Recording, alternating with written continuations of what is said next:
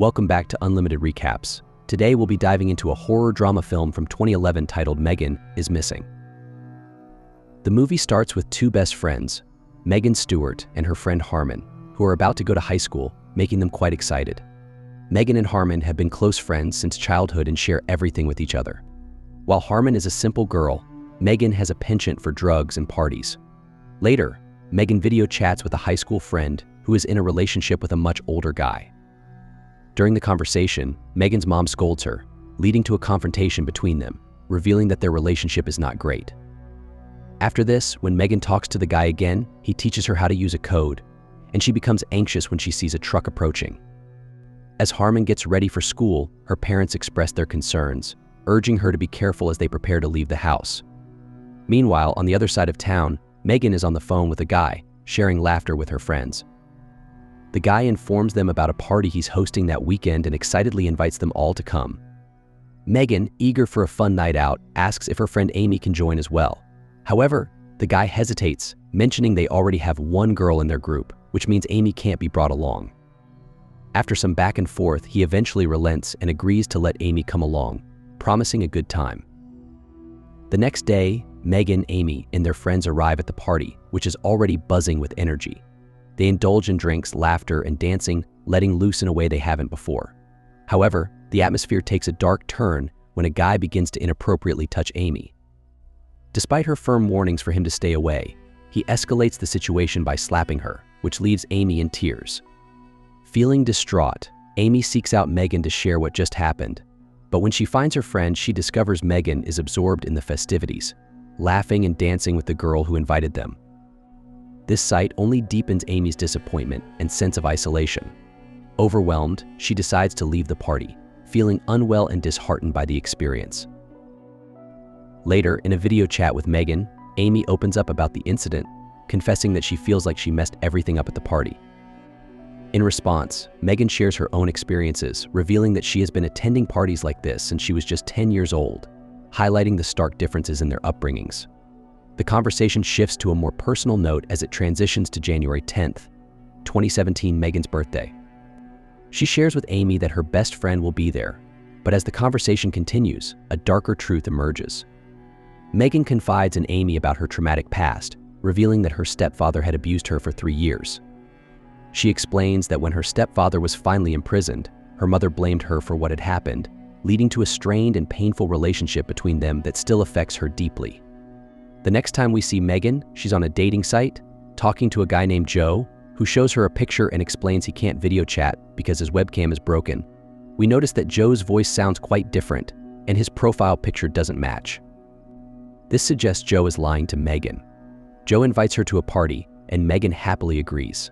She goes to the location Joe mentioned, but he doesn't show up. After video calling Amy to explain, Amy suggests that Joe might be an introvert, which is why he didn't meet her. The next time they connect on video, Joe claims he couldn't meet Megan at the party due to work. Afterward, he compliments her home, which makes Megan feel charmed again. Then, he asks her to meet up.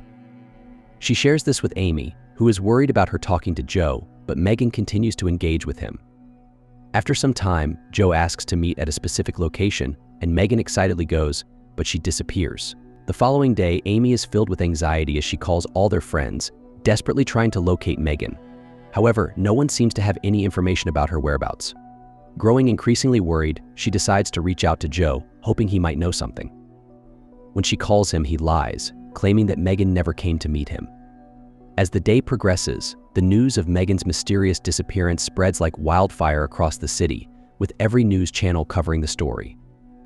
Megan's friends are left in shock. They reflect on how she was never one to simply run away or disappear without a trace, which only heightens their concerns.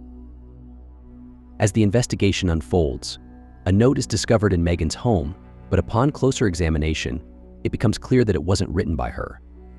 This revelation sends waves of worry through her friend group, who feel increasingly helpless in the face of the uncertainty surrounding Megan's fate.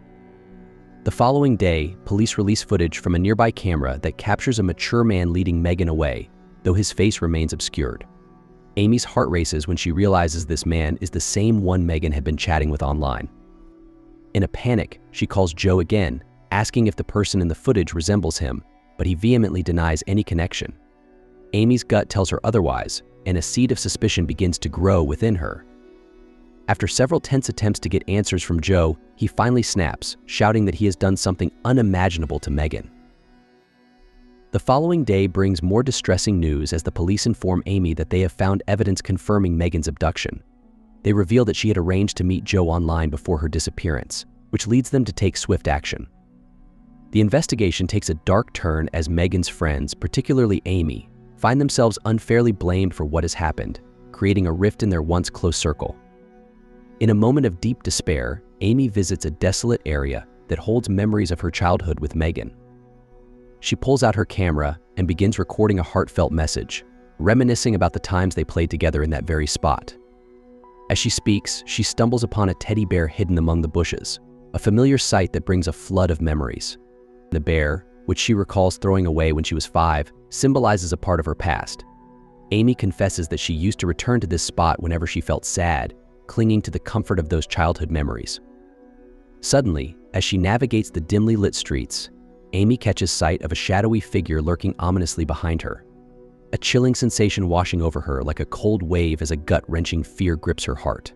Her instincts scream that it could be Joe, the man whose menacing presence had haunted her thoughts since Megan's abduction. The tension escalates alarmingly the next day when the police make a devastating discovery, a disturbing video uploaded by the kidnapper depicting Megan in a horrific state, clearly being tortured and subjected to unimaginable horrors. The grotesque footage sends shockwaves through the community, igniting a frenzy of fear and desperation among the residents. The urgency to find Megan intensifies with every passing moment, and the search becomes a race against time to uncover the chilling truth behind her abduction. As the days drag on, the stakes are raised dramatically for Amy, who is left grappling with her deep-seated fears, growing suspicions, and the painful reality that her beloved friend may be in grave danger, lost in a nightmare from which she may never escape. Later, in a moment of reflection and overwhelming grief, Amy finds herself drawn back to the same location where she last saw Megan. It is a haunting reminder of the friendship they once shared, now overshadowed by tragedy. However, her moment of contemplation is violently interrupted when Joe, the very person she feared, unexpectedly strikes again and kidnaps her as well. The news of Amy's disappearance breaks like a thunderclap, sending shockwaves throughout the city and leaving her parents in a state of utter devastation and distress. They frantically search for answers, their hearts filled with dread as they come to grips with the terrifying possibility that their daughter may also be caught in the grips of a monster. After a relentless investigation, the police uncover a hidden camera at the location where Amy was taken, revealing Joe's heinous crime in cold detail, his methodical kidnapping of Amy and the shocking murder of another victim. It becomes alarmingly clear that Joe intentionally left the camera behind as a sinister calling card, taunting law enforcement with evidence of his brutal acts.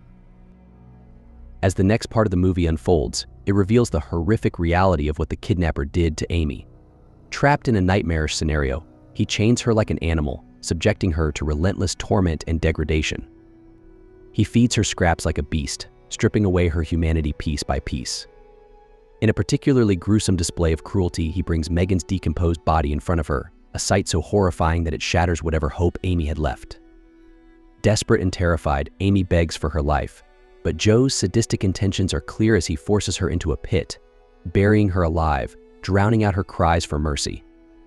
Ultimately, in this chilling climax, Amy meets her tragic end, leaving behind a haunting reminder of the terror that gripped their lives and the dark reality of evil that lurked just beneath the surface. In the film's ending scene, we see Amy and Megan's old footage discussing their future, and the movie concludes here. Friends, I want to mention that this movie is based on real incidents and is truly disturbing. If you liked this video, please like, share, and subscribe to my channel.